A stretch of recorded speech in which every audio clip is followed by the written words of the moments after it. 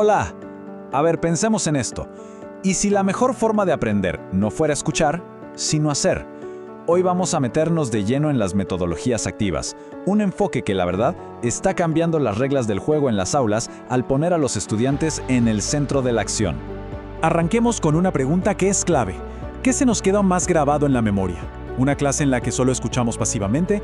¿O una en la que participamos, creamos e incluso resolvemos problemas? La respuesta a esta pregunta es básicamente la esencia de las metodologías activas. Entonces, ¿qué son exactamente? Imaginemos que el aula es un escenario. En el método tradicional, el docente tiene el papel estelar, ¿cierto? Bueno, con las metodologías activas, el guión cambia por completo. El estudiante se convierte en el protagonista de su propio aprendizaje. Muy bien, vamos con la primera, el aprendizaje basado en proyectos. La idea es súper simple, pero muy poderosa. En lugar de solo estudiar la historia de los puentes, ¿por qué no construir una maqueta de uno? Se trata de aprender creando algo concreto, algo tangible. La clave aquí, la palabra mágica es producto final. No es un simple ejercicio teórico. No. Los estudiantes tienen que construir una respuesta real, tangible, a un problema concreto. Algo que se pueda ver, tocar y, por supuesto, evaluar. Y este proceso no es improvisado para nada. Es un viaje bien estructurado en 4 etapas. Todo comienza con un desafío que sea interesante. A partir de ahí, los estudiantes se convierten en una especie de detectives durante la fase de investigación. Luego, claro, llega el momento de la creación, de poner manos a la obra.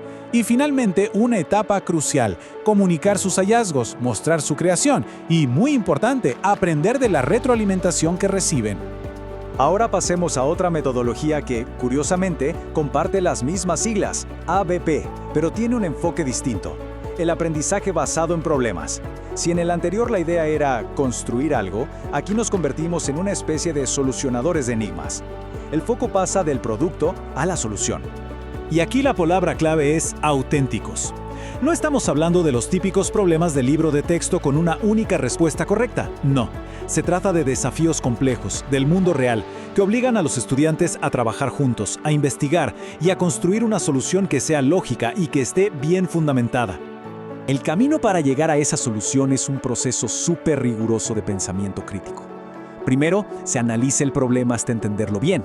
Luego, se traza un plan de ataque para la investigación.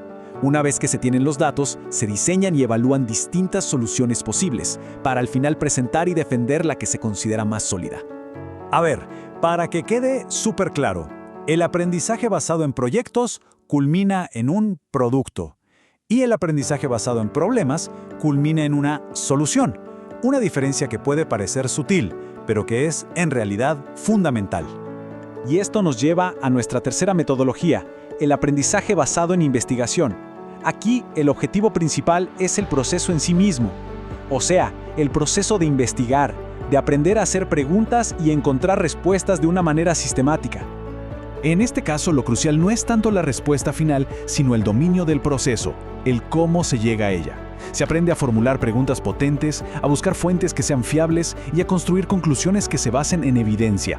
En esencia, se trata de formar a los estudiantes como si fueran verdaderos investigadores. Su proceso es, básicamente, el método científico en acción. Todo nace de la curiosidad, de las preguntas.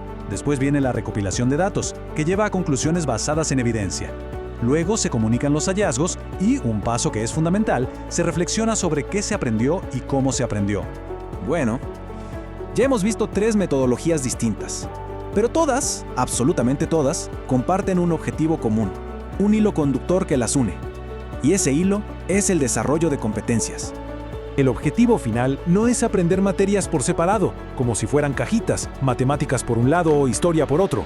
No, se trata de tejer esas áreas para desarrollar competencias integrales, pensamiento crítico, colaboración, comunicación, habilidades que son cruciales para enfrentar problemas complejos en cualquier aspecto de la vida. Y ojo, que esto no es solo una idea pedagógica que esté de moda. De hecho, el propio Currículo Nacional de Educación Básica lo define así. Ser competente es saber combinar capacidades para enfrentar un desafío. Y eso es, justamente, el motor de estas metodologías. Ahora, para que todo esto funcione, el rol del docente tiene que transformarse profundamente. ya no puede ser la persona que tiene todas las respuestas, sino que se convierte en un guía, en un facilitador que acompaña al estudiante en su proceso de descubrimiento, respetando siempre su autonomía. Pero claro, implementar todo esto no es tan sencillo como parece. Vamos a ver algunas claves y, sobre todo, algunos errores muy comunes que hay que evitar para que estas metodologías realmente funcionen como deben. Implementar estas metodologías significa evitar ciertas trampas. Por ejemplo, un problema con una sola respuesta le cierra la puerta a la creatividad. Unas instrucciones demasiado detalladas, paso a paso, anulan la autonomía del estudiante. Y un tema que no conecta con sus intereses simplemente apaga a motivación. Evitar estos caminos sin salida es clave para que el aprendizaje activo de verdad florezca. Y así llegamos a la reflexión final, porque más allá de las técnicas y las fases, el verdadero desafío aquí es un cambio de mentalidad.